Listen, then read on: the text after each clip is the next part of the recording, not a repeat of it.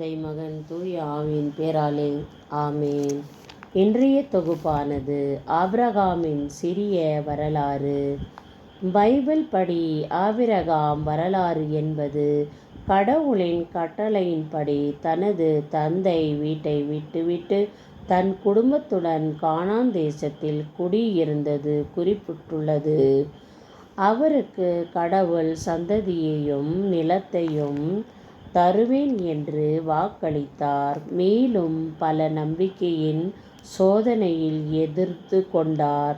அவரது முக்கியத்துவம் கடவுளுக்கும் யூதர் மக்களுக்கும் இடையிலான தொடர்பு ஏற்படுத்தினார். 3 முக்கிய மதங்களின் முன்னோடியாவார். அவருக்கு விசுவாசத்தின் தந்தை என்று பெயர் கிடைத்தது.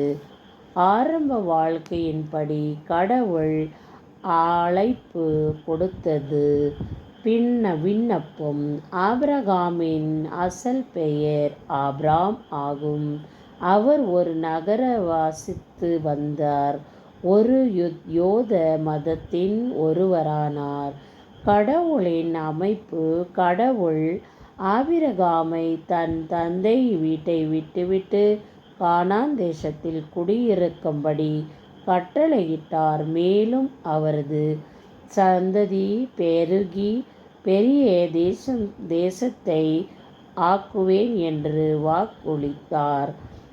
குடும்பம் மற்றும் வாக்குறுதி. மனைவி மகன் ஆபிரகாம் தனது சாராளுடன் கானான் வாழ்ந்து வாசித்தார். அவருக்கு வயதான காலத்தில் ஈசாக் என்ற மகன் பிறந்தான். இஸ்மாயில் சாராளின் வேலைக்காரியான ஆகாரின் ஆபிரகாம் திருமணம் புரிந்தார். இஸ்மாயில் என்ற மகன் மூலம் அரபியர்களின் முன்னோடியானார். நம்பிக்கை மற்றும் சோதனை. சோதோம் மற்றும் கோமோராவை கடவுள் அழிக்க முடிவு செய்த பொழுது ஆபிரகாம் அந்த மக்களை காப்பாற்ற கடவுளிடம் கெஞ்சி பரிந்து பேசினார். ஈசாக்கின் பலியிடல். கடவுள் ஆபிரகாமை சோதிப்பதற்காக ஈசாக்கை பலியிட கட்டளையிட்டார்.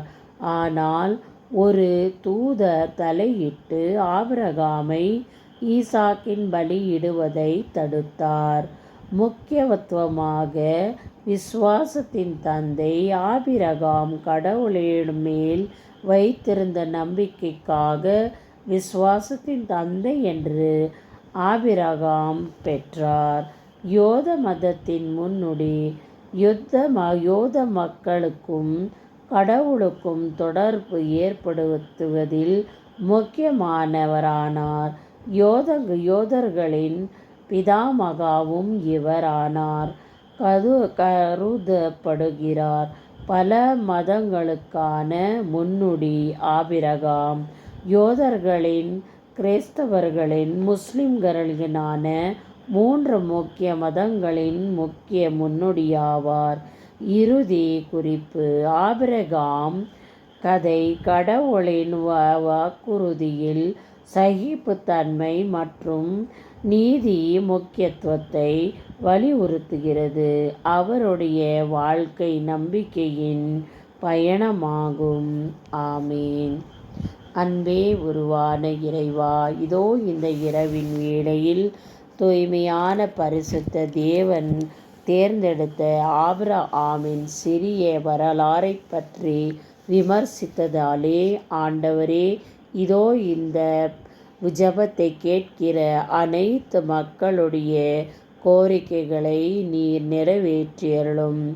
இதோ ஆபிரகாமை தான் தேர்ந்தெடுத்து தனக்கு தேவையானதை சந்ததியையும் நாட்டையும் உனக்கு தருவேன் என்று வாக்குறுதி கொடுத்தவரே, இதோ இந்த வேளையில் ஒவ்வொரு மக்களுடைய வேண்டுதல்களும் தேவைகளையும் அவ்விதமே நீ நிறைவேற்றுவீர் என்று நான் விசுவசிக்கிறேன். இதோ இந்த வேளையில் இதை கேட்கிற அனைத்து மக்கள் குடும்பங்களின் தேவைகளை நீர் பூர்த்தி செய்தருளும். தந்தையே, இதோ உன் பரிசுத்தமான வாக்குறுதி சத்தியமும் ஜீவமுள்ள வாக்குறுதியாகும். ஆண்டவரே, எங்களுக்காக தன் மகனையே கொடுத்த தேவனே, இதோ இந்த வேளையில் ஆபிரகாமின் சிறிய வரலாறை கேட்கிற அனைத்து மக்களையும் அனைத்து குடும்பங்களையும் உன் கரங்களில் ஒப்புக் கொடுக்கிறேன். அனாதைகளை, திக்கற்றவர்களை, நோயாலும் மனவேதனையாலும் கண்ணீரோடு கவலையோடு உலகத்தில் இருக்கும் அனைத்து மக்களுடைய நலனுக்காக இதோ இந்த ஜெபத்தை ஒப்பு கொடுக்கிறேன். இதை நீர் ஏறெடுத்துப்பீர் என்று நான் விசுவசிக்கிறேன்.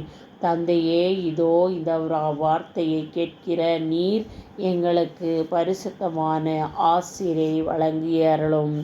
என் தேவனாகிய கர்த்தருக்கு ஸ்துதியும் ஸ்தோத்திரம் கனமும் உண்டாவதாக. ஆமீன்.